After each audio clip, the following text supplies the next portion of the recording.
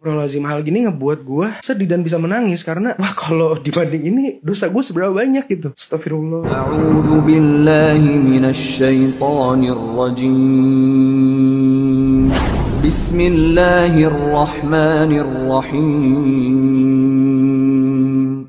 Waktu lalu, seorang remaja dari Palestina berumur 16 tahun ditemukan wafat dalam reruntuhan rumah atau apartemennya lah ya. Waktu lagi dievakuasi, lagi mau dimandiin, bajunya mau dibersihin, mau dirapihin, orang-orang yang mengevakuasi tersebut menemukan secari kertas di dalam kantong celana atau bajunya dia, gue lupa. Isinya adalah berjudul dosa. Apa isi dosa tersebut? Dia menceritakan ini adalah dosaku selama seminggu. Jadi dia mungkin udah punya firasat juga kalau seminggu kemudian dia akan dipanggil, atau memang dia terbiasa untuk mencatat apa yang dilakukan sebagai sebuah dosa. Oke, gue bacain ya. Hari Senin, aku tertidur tanpa wudhu. Kita tidur boro-boro wudhu, pulang dari kantor, pulang dari main, nggak cuci kaki, main hajar, ngebrek aja. Bagi si almarhum ini yang berumur 16 tahun, tidur tanpa wudhu adalah perbuatan yang melanggar syariat. Hari Selasa, aku banyak tertawa terbahak-bahak. Kita dalam keseharian itu melakukan tertawa terbahak-bahak udah nggak bisa dihitung berapa banyak tawaan yang kita keluarkan dari mulut kita. Banyak dari tawaan tersebut itu muncul karena kita gibah, karena kita ngomongin saudara-saudara kita, karena kita lagi ngomongin kejelekan teman kita, terus kita ngomongin orang yang lewat depan kita dengan muka yang ini. Belum kita di sosial media kita melihat sesuatu yang membuat kita lucu dan kita lupa diri, kita tertawa terbahak-bahak, dan bagi kita itu nggak dosa. Sedangkan bagi orang Palestina ini, dia menulis itu sebagai salah satu list dosa dia yang dilakukan di hari Selasa. Hari Rabu, aku tidak sholat isya tepat waktu. Kita sholat aja itu terkadang di penghujung waktu tuh juga udah ngerasa spesial banget bagi kita. Wih, gue sholat nih gitu. Orang-orang di sini tuh menjalankan sholat harus tepat waktu. Kita ketinggalan subuh udah biasa. Zuhur capek karena kita harus makan siang. Kita mentingin makan dulu dibanding sholat dulu. Belum jalan ke bawah ke coffee shop sama teman-teman. Nanti mau balik zuhur udah nggak sempet karena harus masuk kerja lagi. Asar tanggung. Maghrib ntar dia di jalan. Tapi nyata sampai rumah nggak nyampe. Maghrib nggak dapet. Isya tiduran. Hari Kamis aku memasukkan gol sewaktu main bola dan aku merasa sombong. Dia main bola, dia masukin gol, terus dia merasa sombong. Kok kita bisa ya dalam keseharian kita yang kita sering banget dengan kita sadarin kalau kita sombong dan kita nggak menganggap ini sebagai sebuah dosa. Sedangkan si anak ini hanya main bola, terus dia ngegol dan dia merasa sombong, terus dia menganggap ini sebagai sebuah dosa. Hari Jumat, aku hanya mampu bersolawat untuk Rasulullah SAW